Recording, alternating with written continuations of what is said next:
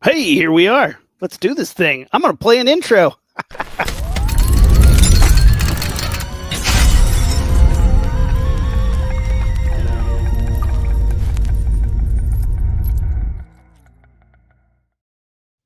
Hey, everybody. Welcome to the half hour of horror. Here we are.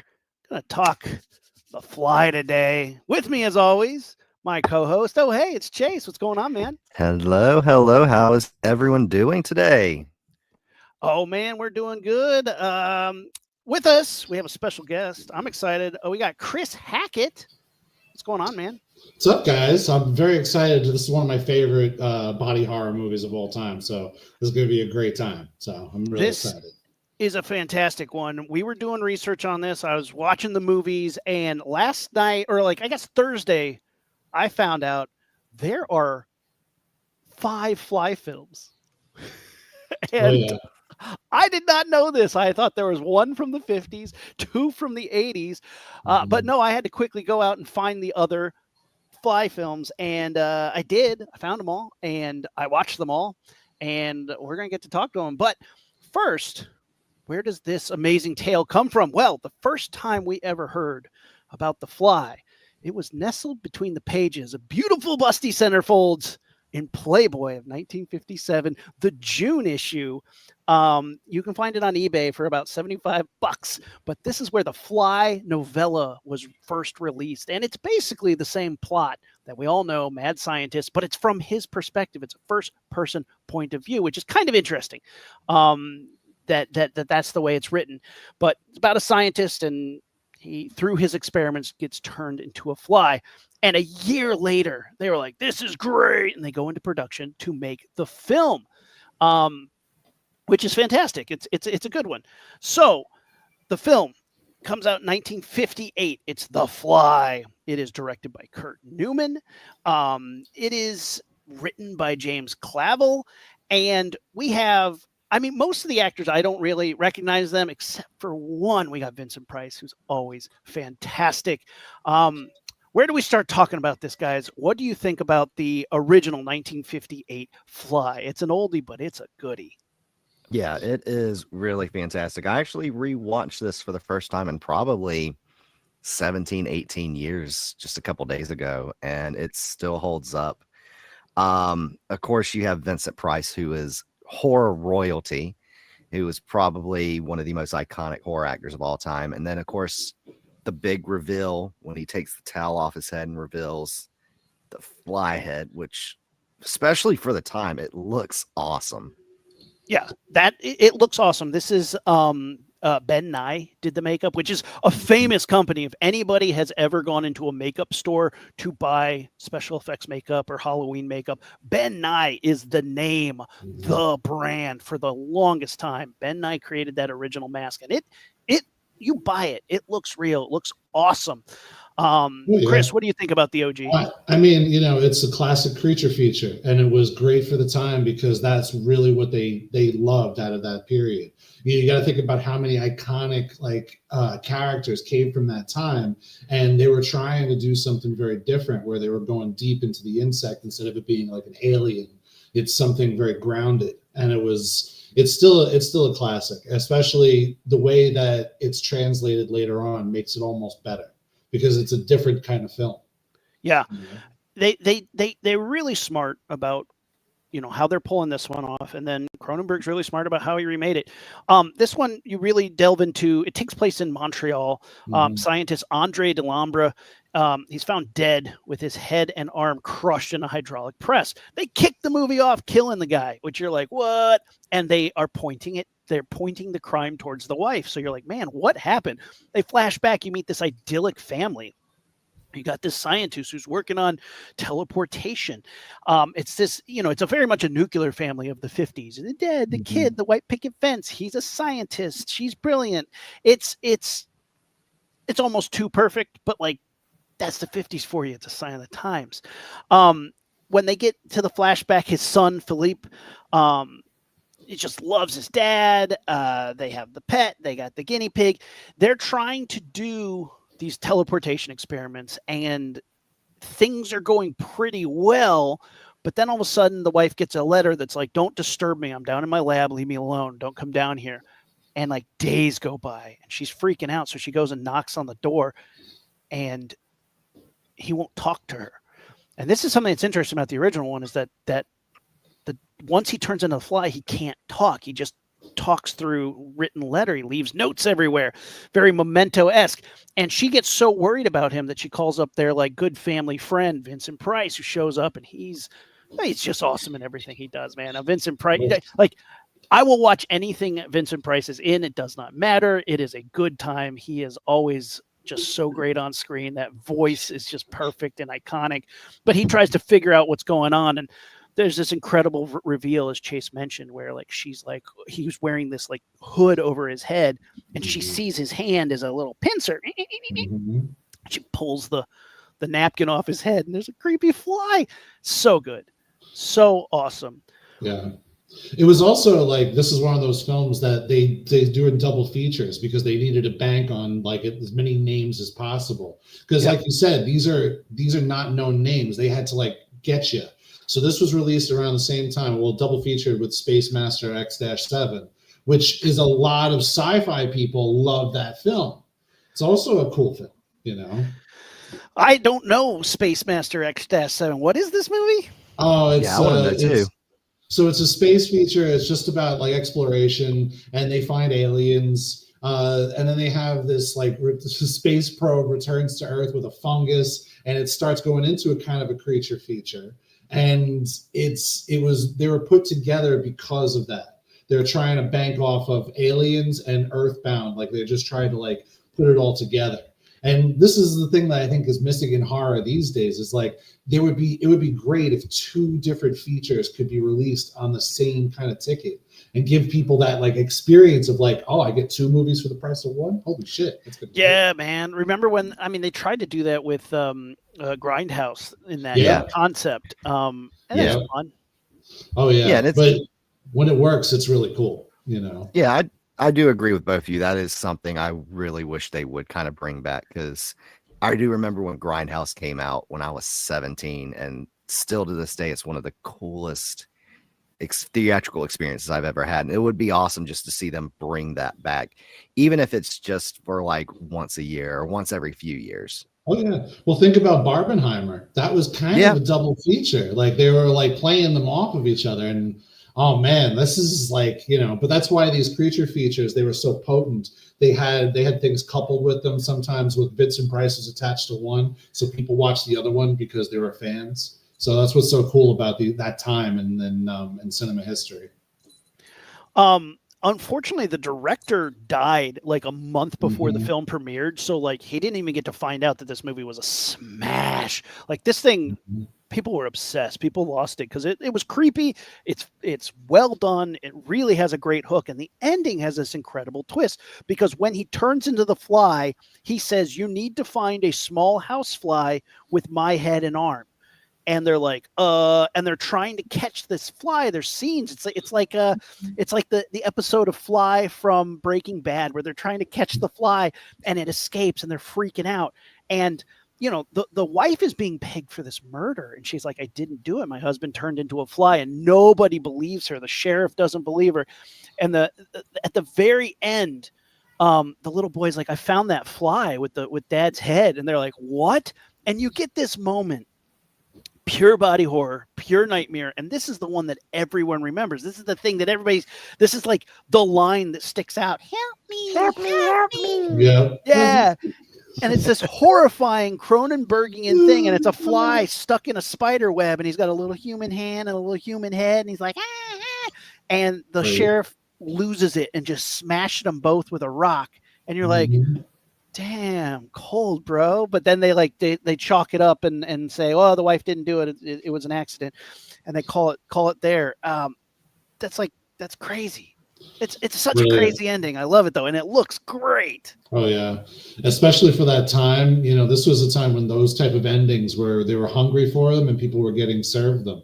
You know, this is just before, this movie is just before the Twilight Zone era. and where these and the whatchamacallit, the Outer Limits too, which pulls a lot from these movies. If you saw like the first episode of the original Outer Limits, it's about a little boy in a basement with mushrooms, and he turns into one. And there's so many shots that are so similar to the original Fly, and you're like, wow, it's practically like it's the same movie, but it's in short form, and it's such an influential type of film. Have you ever seen a movie called Man Tango?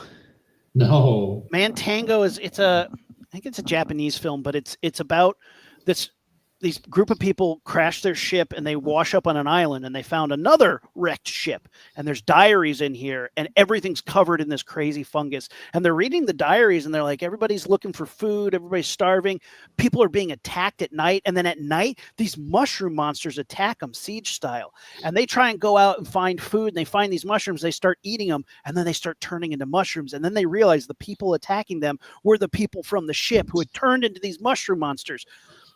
It's great. That's a great story. It is great, but the mushroom monsters look super cheesy, like in the best way. Like it's old cheesy, like rubber monster suit shit, but like in a way that's very thing-like. They're turning into these mushrooms. It's got this body horror.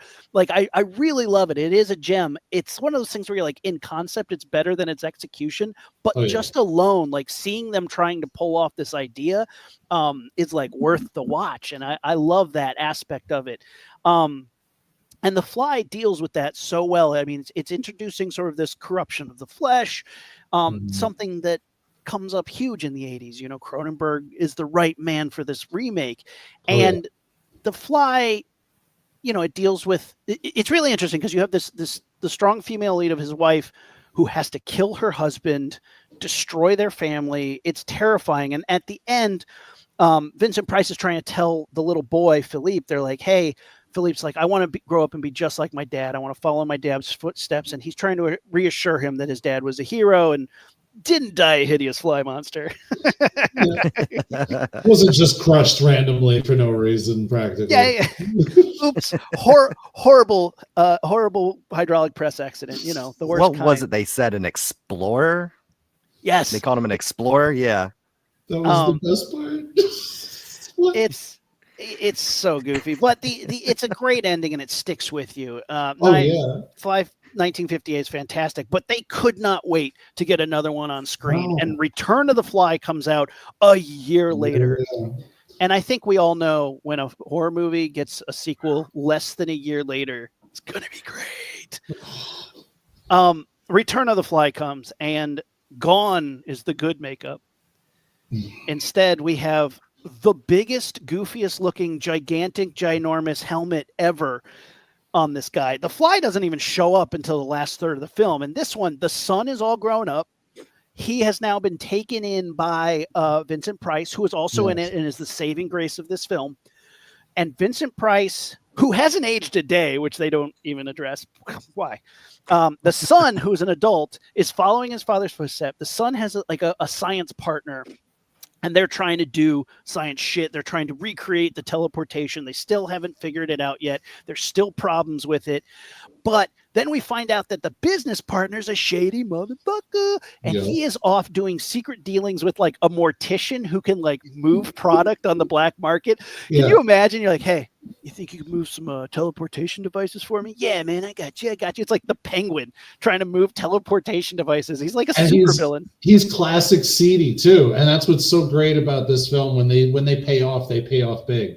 And it's like one of the few times that I remember that a film was made so close together that it actually worked in opposition to being like a later down the timeline, where it's like, of course, it's only a year later, like what they're trying to do. It's so great. I love it. And they really just go with the same formula. Without doubt. It takes a long time to get things going, though. With the bad guy, starts trying to oust the son, and he does this by like trying to get rid of him. People show up asking questions, and he starts throwing them in the teleporter machine. There's a moment where he throws a cop at the teleporter machine, but what we saw earlier in the film is they had already put a guinea pig into the ether. And when the cop comes out, he's got guinea pig hands, and then there's a guinea pig with human hands. It's like, me. It's beautiful. It's so goofy. It's beautifully done in such a horrible way. Yeah, it's great. I mean, it's great. I mean, the guinea pig hands are like so great. It's like just a terrible glove. He's like, um, and then the sun shows up and he throws the sun in the teleporter, and then just to be a dick, he catches a fly and throws it in at the last second, and then teleports him, and he comes out with this helmet that's so he can't even fit through doors. He's gonna like crawl through sideways. There's moments where whoever, I don't know if it's like a stunt man wearing it or if it's the actual actor, but there's moments where it's like falling off and he's like holding it up just so it doesn't fall over. And he goes on like a horror movie bender and starts killing people for revenge. Yeah.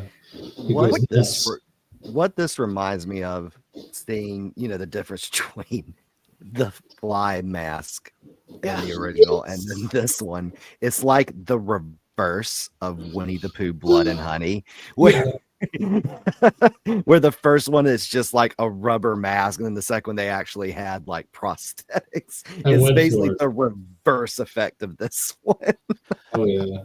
And like, I'll give it to him that the mask looks cool, but like it's like just huge. It's well sculpted. It looks like a creepy fly head. It's terrifying, but it's just like it was somebody that clearly didn't get the assignment that well, and was like, oh, I made it, it's done, and it was done, I tell you.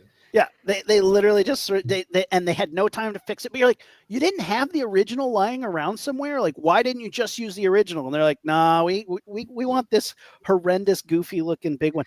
That's fine. It's like it's like a basketball team who had a fly as their mascot for the mascot, yeah. And I wouldn't doubt that was where they got it from, something similar. Because if you look at that production company, that was probably one of the bigger things they had done.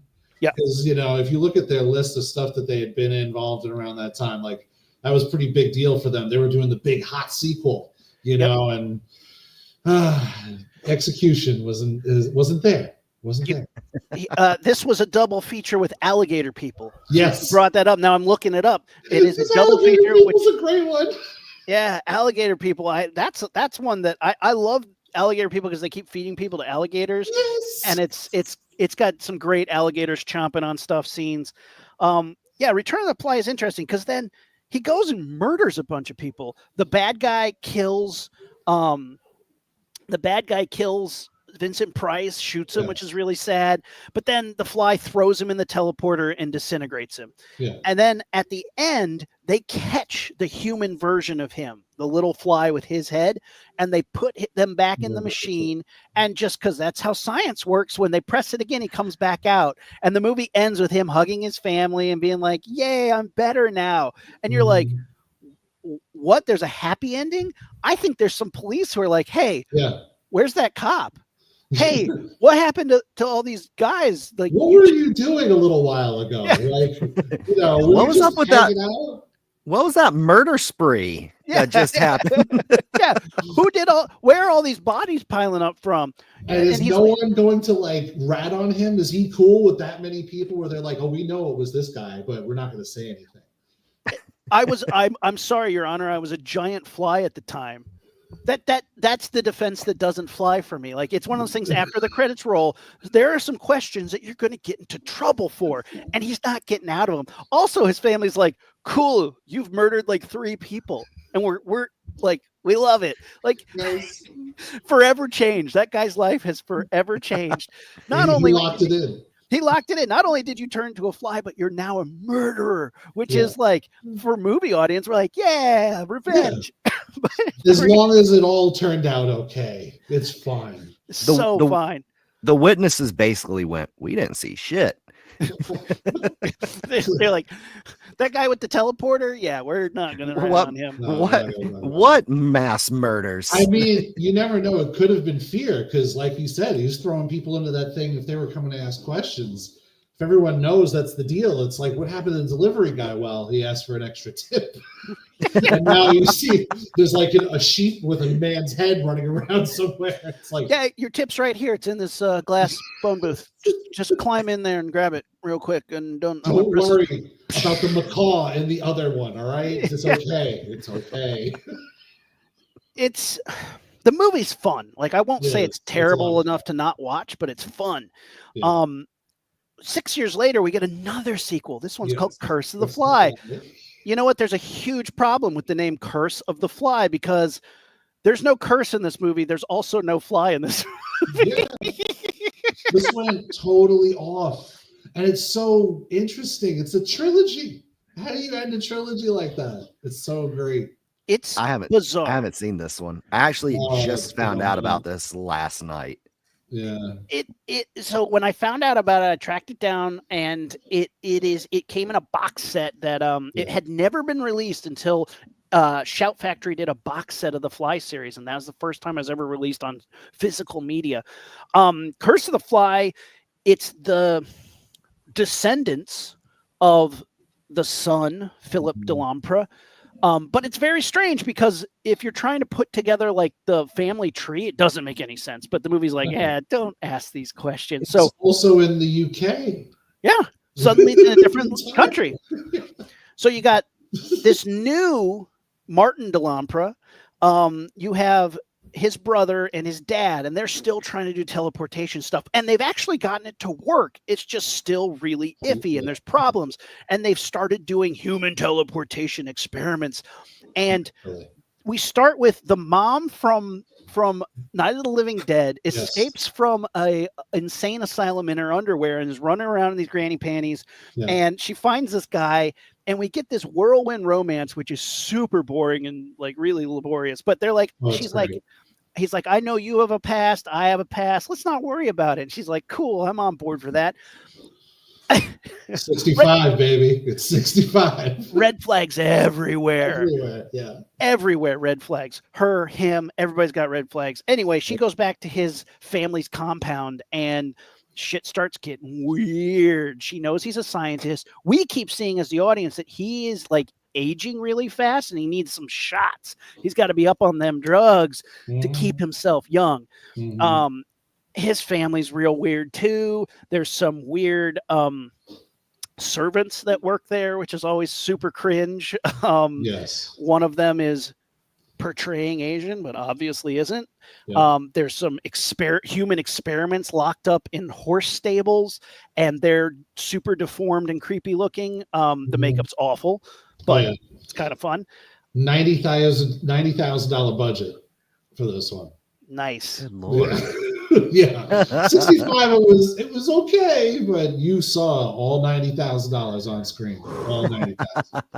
It doesn't get good till the end. Like at the end, you're like the concept is kind of cool, but the end pays off. They start trying to get rid of the human experiments, and they meld them all together into this giant blob thing. The blob thing attacks them.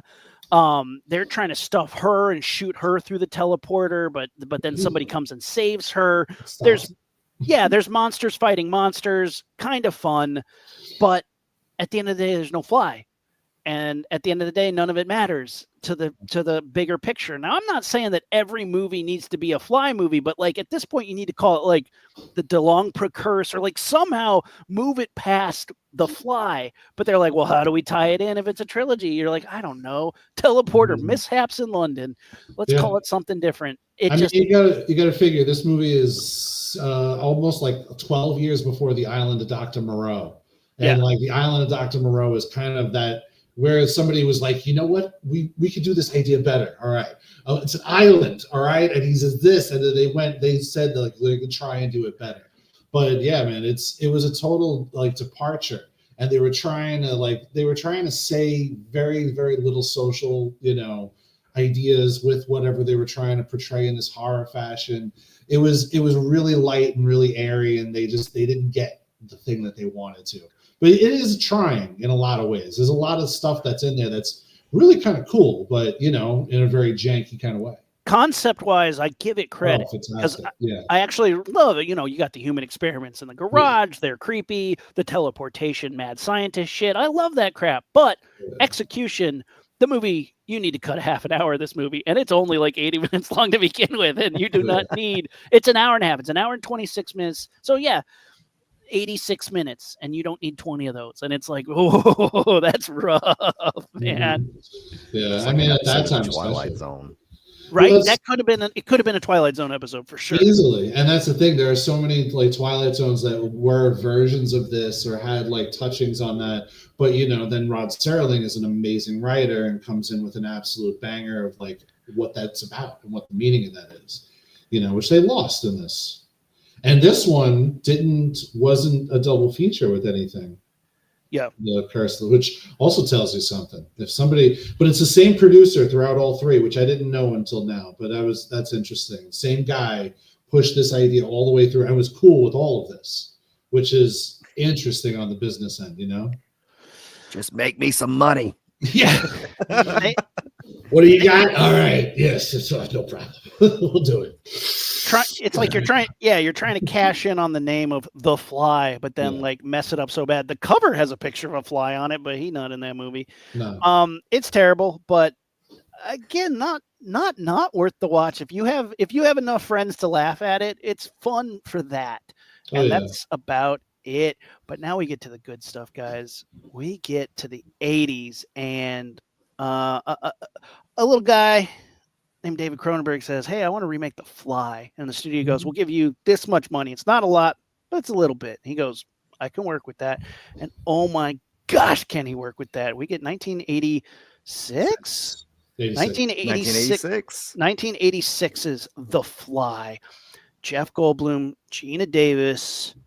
Let's go. Chase, what was your introduction to this? What is your thoughts about this? What do you feel about The Fly? So once again, as I've mentioned the past few weeks, my introduction was being a teenager in the 2000s and this being shown on AMC Fright Fest. They actually did they did like a marathon of 4 movies. So it was like on a Saturday, and it was like the original Fly, Return of the Fly, David Cronenberg's The Fly, and then the sequel, which we're probably going to get to here in the next few minutes, The Fly 2.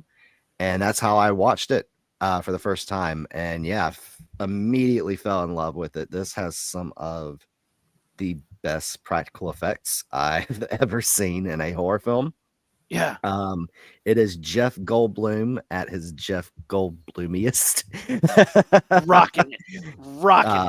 Gina Davis is great. This is honestly like when people talk about David Cronenberg's like quintessential film, I think there'd be kind of talks of all Videodrome or Scanners. I think this is probably his masterpiece. It's his most commercial and most digestible. Even though it's wild, I think it's the one that anybody who sits down and watches it gets the plot. There's never anything that you're like, what does that mean? It's like, well, it's obviously a metaphor for aging and for loss of control of your body, and the ideas of your corruption of the flesh and stuff like that we love in body horror.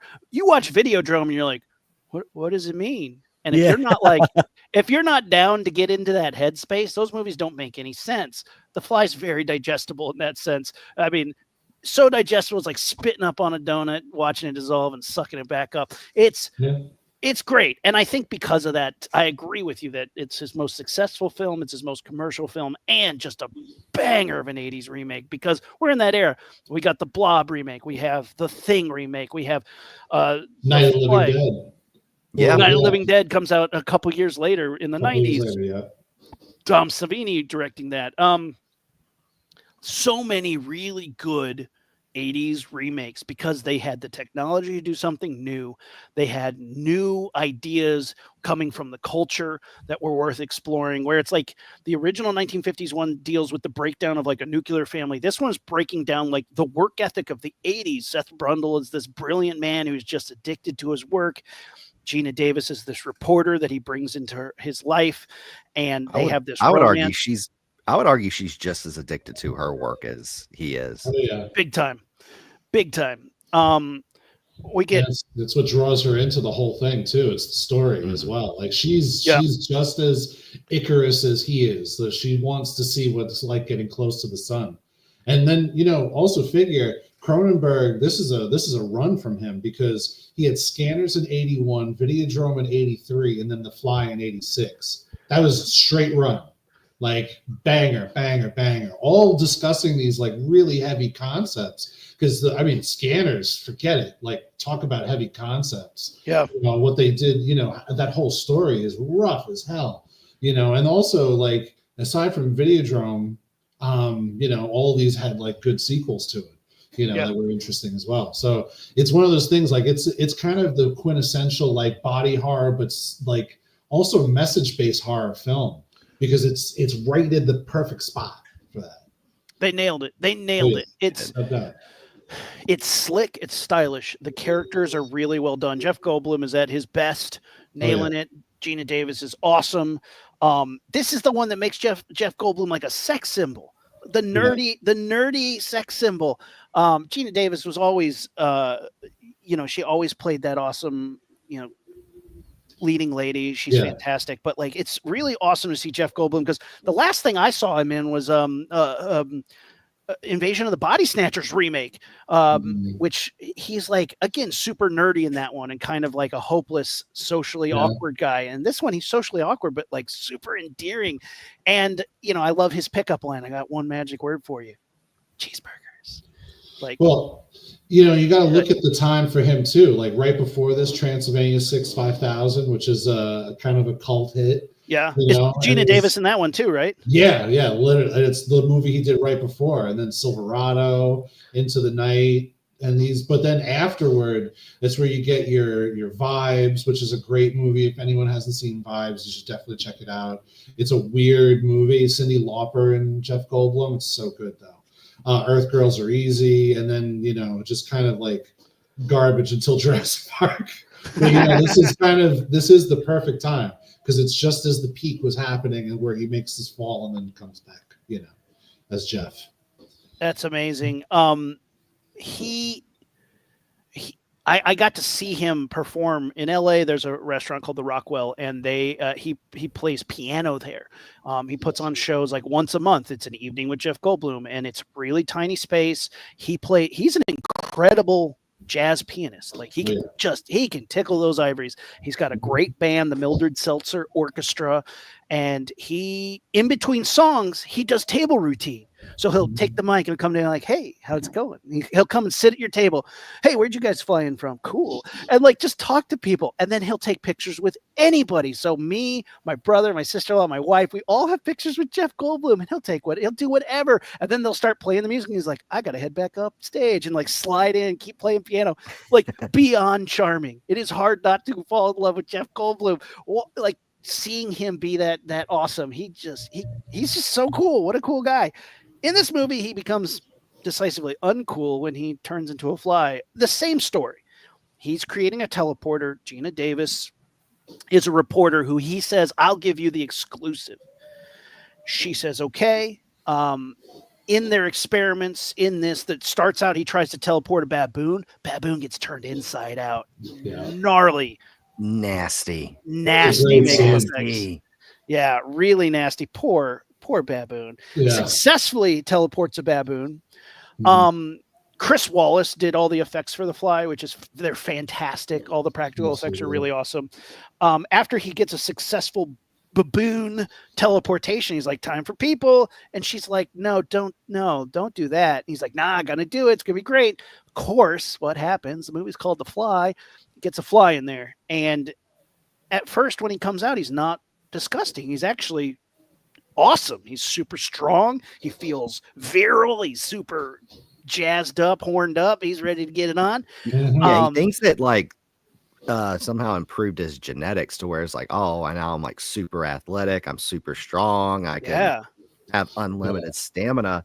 And it kind of goes sideways whenever after him and Gina Davis's character have sex, she notices these real thick, almost kind of like wiry hairs on his back. Yeah. And she's like, "Here, she's like, that doesn't feel human." Like, he's like, "Oh, I'm getting older. I'm getting body hair. That's what happens. You get older." She's like, "No, that doesn't feel human." And she snips him. And yeah.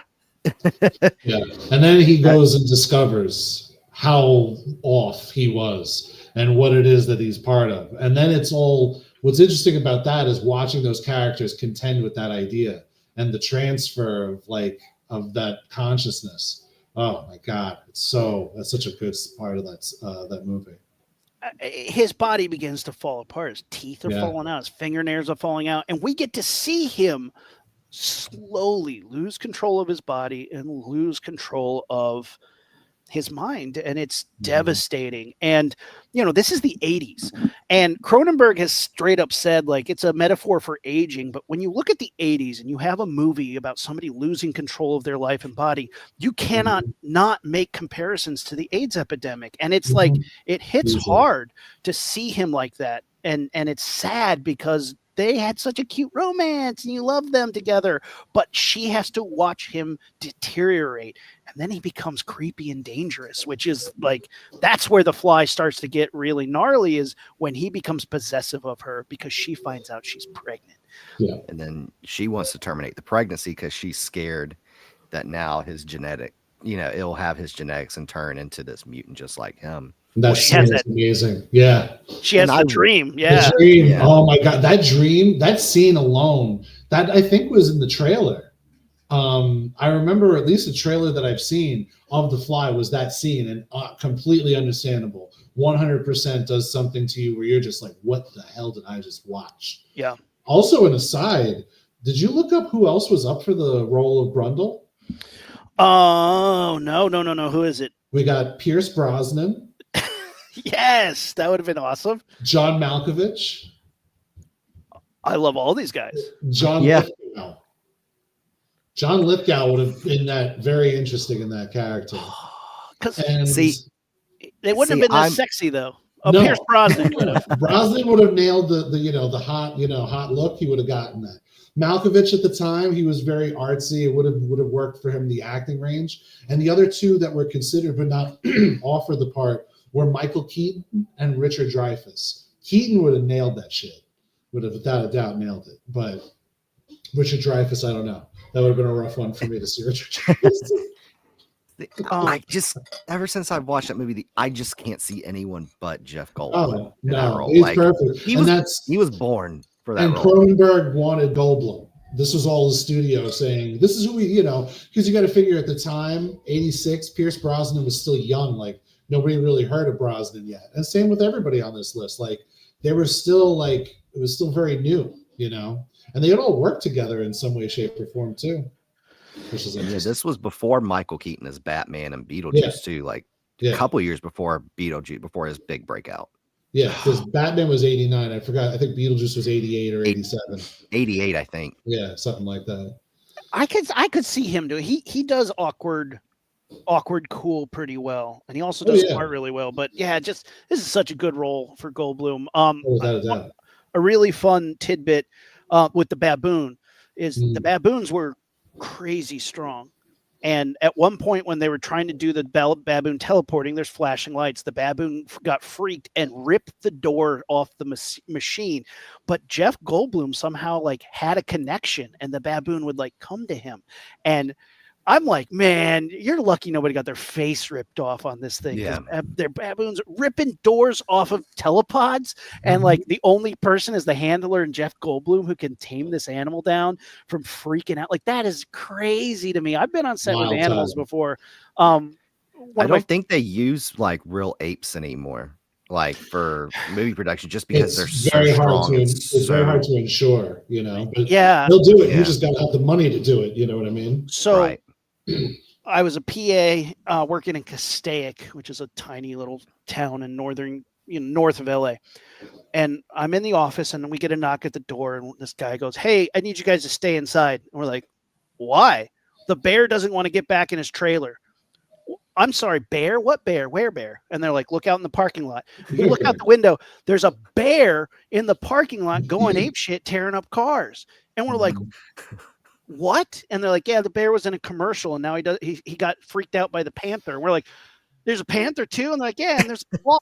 And we're like, "What is going on?" It was a travel commercial and they were filming green screen elements of animals.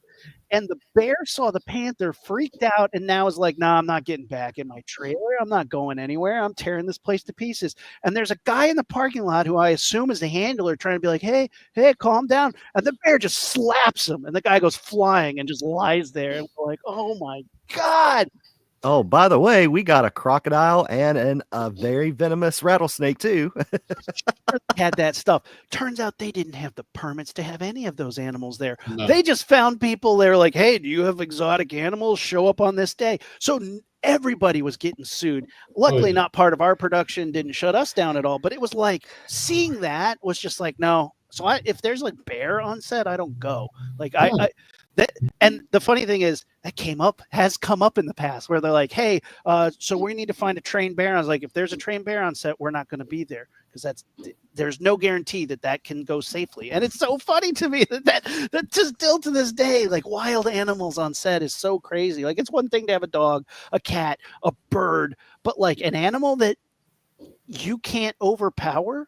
Yeah. An animal that like if the bear's like, nah, I'm cranky. I didn't get my nap today. Tears you to pieces. Terrifying. Bro, I used to work at an animal facility, and a baby walrus could lift a man, no problem. Yeah. Lift him right into the air, no problem. And it's playing with you, and you'll be dead. That's it. So yeah, I agree with you. That's why I love CGI. Any technology that wants to come along and do this, go for it, please. Yeah, put me in the ping pong ball suit. Give me Andy Serkis. I'll be fine. Yeah, Andy Serkis no problem. Or like, the Elizabeth Banks film Cocaine Bear that came out last year where it was an entirely CGI bear. I think that was handled perfectly. Yeah. Weta, man.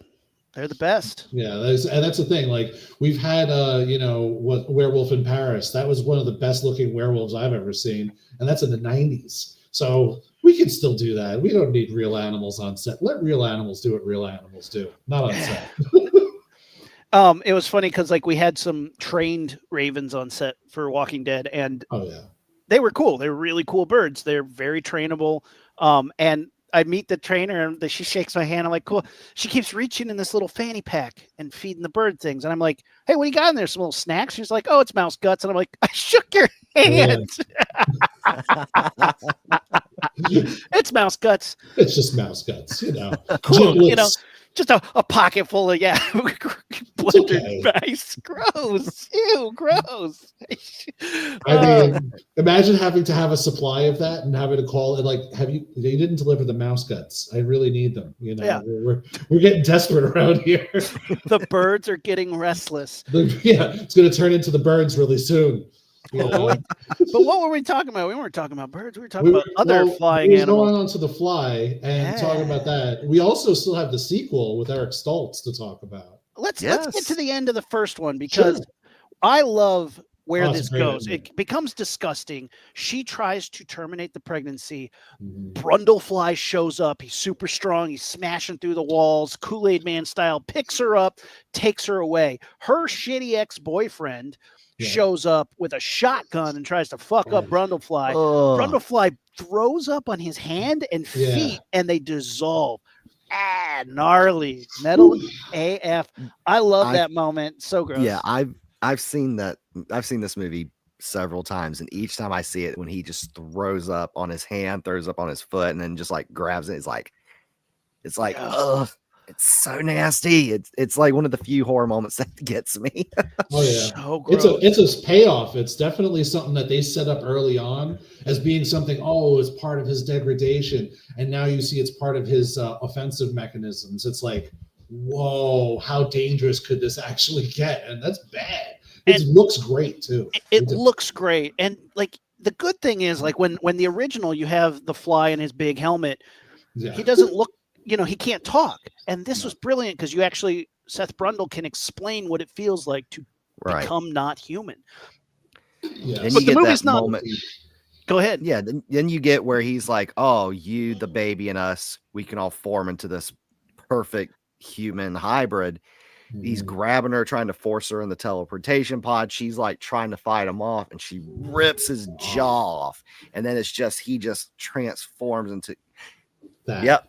That's it. He transforms into the Brundlefly, which is one of the greatest puppets ever put on screen. It's an incredible creature, horrifying. He's drippy. He's oozing. It's a nightmare fuel, beyond belief. Nightmare fuel.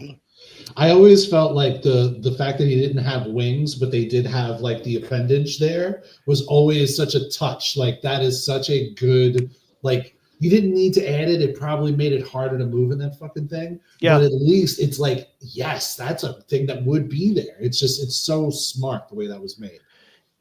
The design of everything is perfect.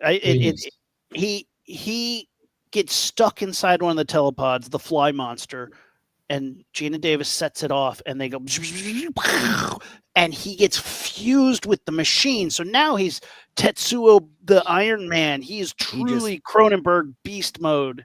He just fought like flat on his fucking face, and you could see where it's like just like a metal spiral infused with his back, and then like his tail's a cord, like a metal cord. It's so nasty, nasty. And he crawls out, and we get the famous like kill me moment where he grabs the shotgun, puts it to his forehead, and Gina Davis, blah, lets that thing ring, and it's heartbreaking though. Like as much as you love like the end of a monster movie where you're like, yeah, heads exploding, it's not though. You're like, dang. Well, that was sad. That was Cronenberg throwing back to the original, because that was like that help me instead of help me, it's kill me. It's almost the last line of each of the films, close to the end at least. And it's like, and it's one of those moments that's both memorable in both films. And I think it was kind of a throwback to that, where he was like, we want to have that desperate moment of hope that it's something is like some of Seth is still in that monster. Yeah, and that's where they pulled it all together. That's why you're absolutely right about it being Cronenberg's like most commercial, because that's not an often thing for Cronenberg to do, to have that little bit of hope at the end. It's more like just keep crushing you. Yeah, he does like to punish his audience. He really likes to mess with you in a way that just like it's beautiful. Yeah, it's great. His son Brandon Cronenberg is the exact same way. I love his films. It's rough. Yeah, it's very. He's rough. only done like 3 or 4 films in each one of them. It's the same way. They're great, but like Infinity Pool, Possessor are so hopeless at the end. Yeah, I love both those. Possessor was like one of my favorite movies of the year when it came out, and Infinity Pool was like. That was shocking. That just kept dragging down and down. It was just ruinous. But I love everything. Cronenberg just nails it. And yeah, she's scarred forever, but she keeps the kid, because the kid comes back in the sequel. The Fly 2 comes back in 1989, and you got Eric Stoltz playing the son, and he is in a military facility where he's like kept under watches because he is not quite fully human, but they also are monitoring him and trying to figure out like, hey, maybe we can figure out some more teleportation shit. The government now has Seth Brundle's plans, but they don't have all the pieces. The son is like super advanced. He's super smart. There's a lot going on. He's aging rapidly too. Like they show him like when he's 11 months old, and he's like the size of like a full like 4-year-old. Then they show him again like a couple years later, or about a year or so later, and he's like this like size of a preteen. Then you get to the scene with Eric Stoltz where they introduce him, and you see a birthday cake and it says "Happy 5th birthday," and it's Eric Stoltz, this man in his 20s. Yeah. They really went for that, and it's a great exploration at the time, because a lot of the films like War Games and stuff had already come out. So this whole thing about governments, super secret things was like a really common thread, and it was a great time because the Cold War, all those films that were like surrounding around this, and it was such a smart way to enter into this type of film. And I think it was also trying to same thing. The teleportation shit. They didn't learn, in the 50s movies, they were still not learning. They would try to do it. In the 80s movies, they pulled that back. Did it in such a smart way, too. This is one of those sequels that has a really good bones of the original, but didn't need to have as much of the original into it. But what it does have of the original is fantastic. So. It does. For me, this movie takes too long to get to where it's going. There's a lot of like spying on the kid, and you're like, I don't need that as a plot point. Like, I get it, and it's important that the evil corporation is evil, but I don't need to watch you watch him as a 5-year-old get laid. Even though he's adult, it adds a lot of bizarre, like Big ethics, like the Yes. movie Big, where you're like, ethically, he's a 5-year-old. Yeah, Mentally, he's a yeah. 5-year-old. He may look like an adult, but he's got an adult girlfriend now, and she knows what's up. She's not fooled. They didn't trick her. I mean, no, it's not like Big where, he's 14-year-old, Yeah. looking like a 30-year-old dating a 30-year-old. No, she knows he is like an experiment. She knows he ages rapidly. She knows he's 5 years old. Like, come on. Ugh. It's a little weird. Yeah, Not even a let's little weird. It's a creep it lot of up. weird. Yeah, it's a lot of creep in that. A lot of Yeah. creep. There's a lot of creep in this movie. This one's directed by Chris Wallace, who did the effects for it. They gave the effects guy a chance to direct, Creative freedom. which was awesome. I mean, Yeah. this guy is huge in the special effects world. He did The Fly, he did Gremlins, Enemy Mine. Like, he has just been like an awesome force in the practical effect. He did Naked Lunch. Like, come on, like awesome stuff. Arachnophobia, House 2, like Return of the Jedi. He was a creature consultant for that. Like, uncredited model maker for E.T. the Extraterrestrial. There you go. But he gets to direct now, and I think he does a fine job. But I think the script doesn't pay off a lot of the things it's trying to set up. When it does get gooey and fly-like, it's awesome. The Martin fly is incredible. Do you know who was up for this cast? It wasn't Eric Stoltz at first. Who was it? It's Keanu Reeves. Ooh. Oh damn, that would have been good. Right? Yeah. That would have been a completely wild take on it. Oh yeah, Which and would then, actually. Oh no, you go ahead. You go ahead. well, I was gonna say Josh Brolin also was passed after a failed audition for it, which I was like, Josh Brolin, freaking Thanos would have been The Fly too. Oh my god. Wow. Which is kind of funny that, Eric Stoltz got it after a couple big names passed on it, because Eric Stoltz famously was originally cast to play Marty McFly, actually filmed a month's worth of footage before they replaced him for Michael J. Fox. So it's kind of neat that Eric Stoltz got pushed ahead of Keanu and Josh Brolin, who are still huge megastars to this day. He notoriously loses roles. Like that's just like, if you listen to him tell in interviews, like he historically loses roles to famous people, and you're always like, man, that poor Eric Stoltz. But like, he's doing okay. Yeah. This one definitely in the third act goes really hard in the creature effects. You get a new Brundlefly, which I don't even know how to describe what this is a cross between, but it kind of looks like a predator with like the separated mandibles. Yes. Really great creature effects. Again, lots of Oh, yeah. gross things being put out of the teleporter, all melded together, vomiting on people's faces, their faces melting. I mean, I think the biggest payoff was seeing the boyfriend again without the hand and the leg. Yeah. That is my opinion, is like very few sequels make a payoff like that actually uses the original actor and says, it doesn't matter if we change everything else. Let's put it there and show what the outcome of that is. And oh my god, that was delightful. Because they didn't even get Gina Davis back for this one. I mean, I know her She didn't character wanna do appears in the beginning, the first scene, but yeah, she doesn't appear. But yeah, it's great that and it also shows that he's now traumatized by what happened, because now he's a grumpy alcoholic. They go to visit him, and he's like reluctant to help him, and he's like, "Fine, just take my Jeep."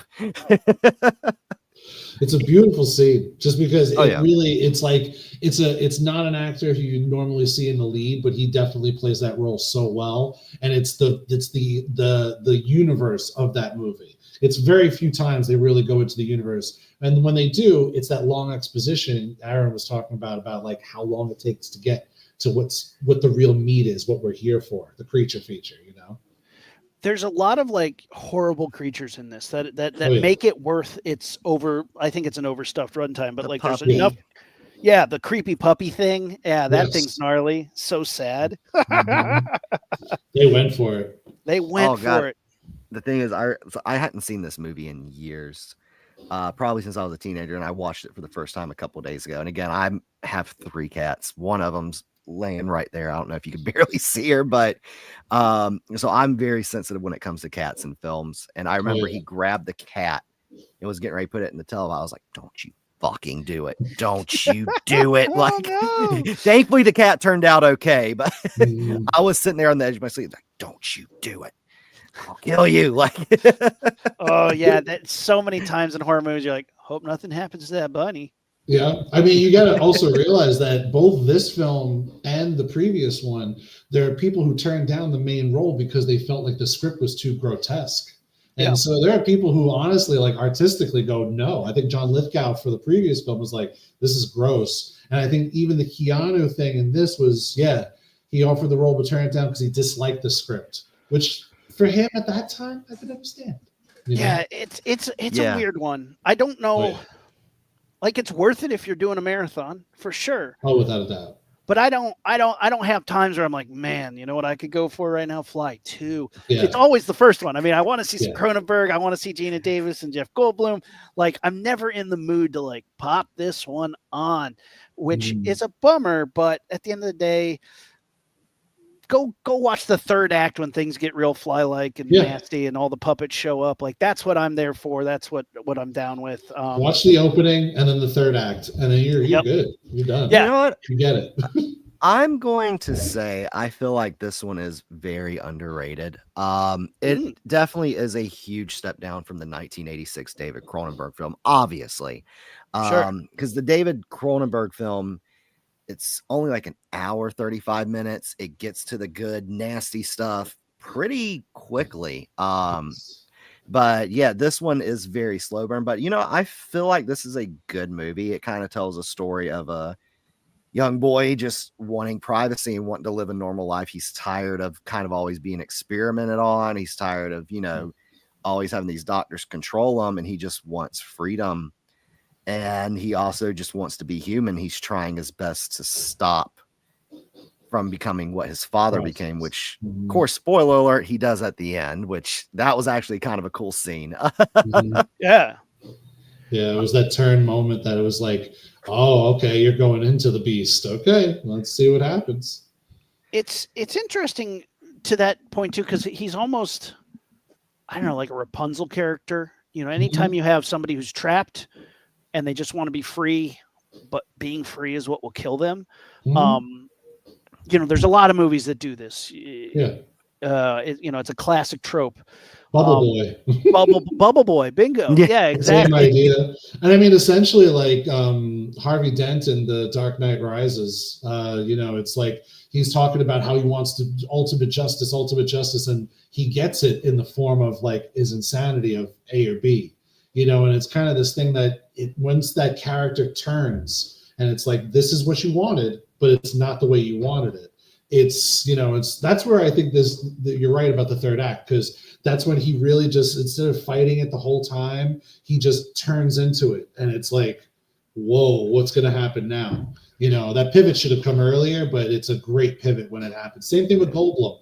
When you see him go from like being insane and losing himself to the beast finally taking over, it's kind of this part where you're like, holy shit, I'm interested in what's going to happen next, you know, because it's exciting, but it sucks at the same time. And it's interesting because like how the first one dealt with it and dealt with the ideas of body horror and mutation, you know, very Kafka-esque, a very clean way. The 80s remake deals with it in a very gooey, slime covered way, which is always exciting. And you know, the body horror of the 80s just, it really hit a nerve. It really hit at a time where, you know, people were way into health food and gym rats, and that culture was big. And you know, they're talking about rebooting this, redoing it, remaking it, of course. And the thing is, it's like, what made the remakes of the 80s work so well is the culture of the 80s had changed, and the technology to do the monsters had changed. Massive. Now, today, if you remake The Fly, he's a completely CGI monster, and you're looking at the culture of now, which is you know, there's things that can be said, but what are you going to say that's different? And the problem is everybody wants the nostalgia of the 80s. Yeah. And I don't think anybody can separate that from what this was. What movies were in the 50s compared to what they were in the 80s is so night and day different. What they are in the 80s to what they are now is not that far apart, even though the same amount of time has passed. Yes. The 50s to the 80s to now, it's the same amount of time. But the storytelling techniques and what we would want to see as an audience is basically the same movie as the 80s. So you're just remaking it as a money grab now, unless you have something really interesting to say or something really interesting to explore in today's culture. What are you going to do? And, I think there is room to re-update certain stories, but The Fly is a really tough one because I don't think we've come far enough from the 80s to need to say anything new. Now, it was announced earlier this month that they have hired a a woman to write and direct it's not necessarily a remake, but it's a movie set in the same universe. Yeah. All right. So, I mean, I think it could work somehow. I mean, thing is too, I mean, we have gotten kind of these long awaited sequels to older films, or that I feel like I've worked. For example, I feel like The First Omen, which came out earlier this year, was just absolutely phenomenal. Also done by 20th Century Studios. So I mean, if done right, I think it could be great. Oh yeah, just like Tron. Tron works out now. It worked out then. I think what it's either you got to come to it authentically, or kind of do what Universal did with the monsters. Like The Invisible Man became a Elizabeth Moss movie about a boyfriend who became invisible, and they played fantastic. Off that idea. Smart execution of an idea where they had the failed dark universe and they had all these IPs, and like, well, what can we do with this? Yeah. And imagine that in the same sense as The Fly, like taking it and switching it to today's standards, where maybe it's about something different, that transmutation or transmogrification. It's something else that we're striving for. I also think if you wanted to go to a more like salacious level, look to what the Curse of the Fly did. You have these scientists who have created a new form of teleportation, a new form of transportation. We live in an age of vastly changing transportation, electric cars, hyperloops, things like that. If they now had a teleporter, but then they were using it for not what it was intended purpose was, and are splicing people with monsters, you could take it in a different direction that happens to have a fly in there. And I think there's some interesting things to play with there, but it's hard to tell this like one-man science story again. Oh yeah. Yeah, it's one of those things, like they'd have to go into the darkness of the human being, and we do that so much, where it's like, to tell that story authentically is hard. I think changing it, like kind of how Cronenberg changed it, almost like he didn't go too far enough away from the original, but he went far enough where it was like, oh, okay, this is fresh again. Where, the science could be a different idea, where it could be more of somebody reacting to somebody who's actually doing this. Like you're saying, like like imagine somebody who has electric cars at their behest and they control the future of them. But if you drove in one, you started mutating into an electric car. Like that would be insane. Very insane. The power of that, especially if you were a billionaire who had the control of that. Like, right. So my thing is with horror remakes, especially horror remakes, is I always like to say, if you're going to remake it, just take the very basic skeletal structure of the original. Just take the very basic premise, like guy, mad scientist, teleportation, fly. Add your own story on top of it. Add your own characters on top of it. That's what David Cronenberg did with The Fly. Another great example I can think of is 2003's The Texas Chainsaw Massacre. Don't just make it a almost nearly shot for shot recreation. Just modern times, new color, technology, fancy technology, like the 1998 Psycho or Psycho. or 1998 or not 1998 2010's Nightmare on Elm Street, which was basically just, oh look, we just took the original and new CGI. Look how cool that is. Let's give Freddy an origin story and then do the same thing over again. Like, no. No. It's so missed. And The Fly is one of those ones that just, it stands out above the rest because its characters were so good and its story is so good. And it makes it makes you care about the characters. So then when they are destroyed, you feel it. And a lot of times remakes miss what made the characters good, and they just try to gloss it up, and I don't need something in the color correction trend of the era to make it better or different. Like that's always the thing that, like, that's just so weird to me. It's like, oh wow, you just put that 2001 dark filter on. Now it's that's all you did. That's it. There's no update. There's no reason. We added a little extra grain. We had 70 millimeter grain now in the 35 mil cut. But it's good stuff. It is really good. I mean, I love it. Well, guys, there it is, The Fly. Let's keep an eye open, see what happens. To our audience out there, hello, everybody in the Prophets Theater. It's good to see everybody who joined us there, everybody who joined us on YouTube, X, and Instagram. We appreciate you. We got some things to throw up. We got some things to talk about.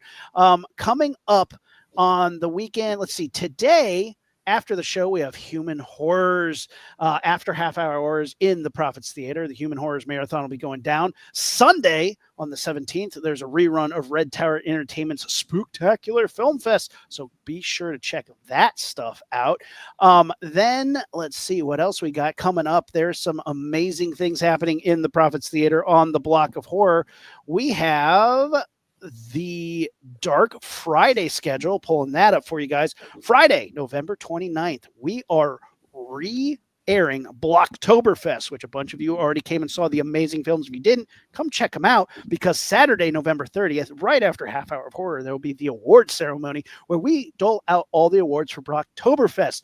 Who won the best? What short was the best? There's some great branded awards for that, like the creepiest scene, the mind-bending moments. Find out which short takes that home. That'll be hosted by Blair Scares. Of course, we got the Audience Award with Jared Asher Harris.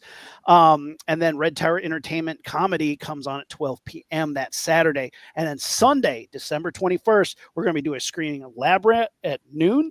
Lab Rat, obviously, the Choose Your Own Adventure, which is freaking amazing. It was a lot of fun. You guys need to check that out. We ran it like 3 times last time just so we get all the different endings.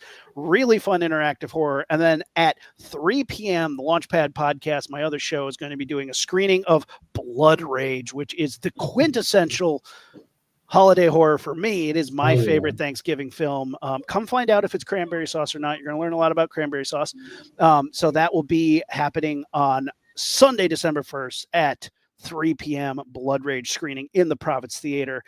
Fantastic stuff going down. So tune in for that. Keep an eye out for that. And then, of course, we got to give away some blood coin. If you go over to the Discord and you open up a ticket, what's the code word for today, Chase?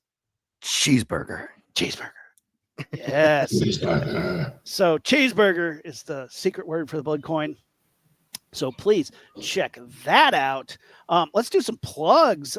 Chris, what do you got going on? Where can people follow you? Where can they find out what you got going on? What do you got plugging? So I'm on X mostly at the Hackett Man. I'm working with an AI video crew. We just finished up a month of alternate history. We're going to be putting that video out soon. Every Thursday at noon Eastern time, I run a space on Film 3, which is basically Web3 and film together. We talk about a lot of AI tools. We talk about a lot of stuff going on in film. And just generally find me there. And that's basically it for me. Very cool. Chase, what do you got going on? Yeah, first of all, I do want to thank you, Chris, for coming on. You're actually our first guest that since we've moved over from X Spaces to live stream. So yeah, congratulations. That's awesome. You can follow me on Blue Sky, which is basically my new oh hey, it's Chase Holm now. Instagram, X, Letterboxd at oh hey, it's Chase. And before, I just want to say one thing, because last week we were pre-recorded. A couple days after we recorded and a day before the Hellraiser episode aired, some really sad news came out about an icon in the horror community, Tony Todd, Candyman, Hatchet, Final Destination, among The Crow, among other things. So rest in peace, Tony Todd. And we at Block of Horror offer our condolences to his loved ones.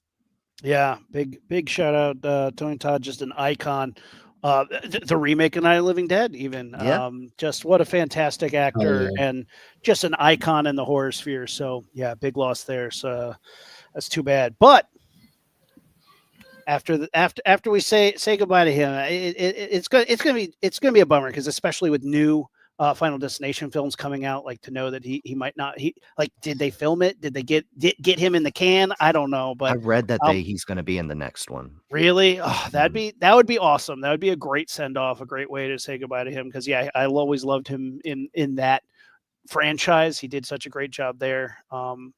Really good stuff. But guys, hit us up. Follow us on Discord, Block of Horror, Facebook, Instagram, X, Blue Sky, all the socials coming out. Block of Horror. You can follow me and my other show, the Launchpad Pod, and join us for the Blood Rage. I want to say coming up. Let's see, what do we have? We have. Where is it? Oh my gosh, I lost it. Half hour of horror. And so our next episode next week is going to be Godzilla films. Oh man, I got my Godzilla shirt on. I am such a Godzilla nut. I cannot wait to talk Godzilla. We got some really, really fun stuff to talk about there. I don't think we'll make it through all 36 of his films, but we'll cherry pick some of the best ones. We were talking last week and I was like, I've probably seen maybe 10 Godzilla films. I'm like, Aaron, just send me a list of your top 10. You send me all of them. It's like a list of 40 something films. I'm like, oh, in order though, in order. In order. We will talk about Godzilla versus Bambi. Don't you worry. That'll be on there. We got some good ones to talk about. I am a huge Godzilla nut. Every Sunday, my daughter and I watch some Godzilla movies. I collect Godzilla posters. I'm obsessed with Godzilla. So I'm excited to talk Godzilla next week. Chris, thank you so much for coming on. You know your shit, man, which is always great when the guests are beyond knowledgeable, man. You really brought that. So appreciate it. Thank you for coming. Come back again, man, anytime. Oh yeah. Well, I mean, Godzilla, every single one of the PCs I've built is a Godzilla villain. Right now I'm sitting next to King Ghidorah, and I built that, and it's the name of the PC on my network. So I always have one or the other. It's always something. That's always something I do. Awesome. So is King Ghidorah your favorite, or is there another Godzilla? Oh no, it's just succession. I had one that was Mothra. I had one that was this, and it's just the next one that I build. Every couple of years, I'd name it a new Godzilla villain or a character. That's one of my favorite things to do. Get a Hedorah in there, maybe a Destroyer. Destroyer, yeah. I had a cell phone that was a Destroyer, and that cell phone was great. I used it for way too many things around my network. That's so great. Yeah. Well, everybody, thank you. We'll catch it up on the Discord.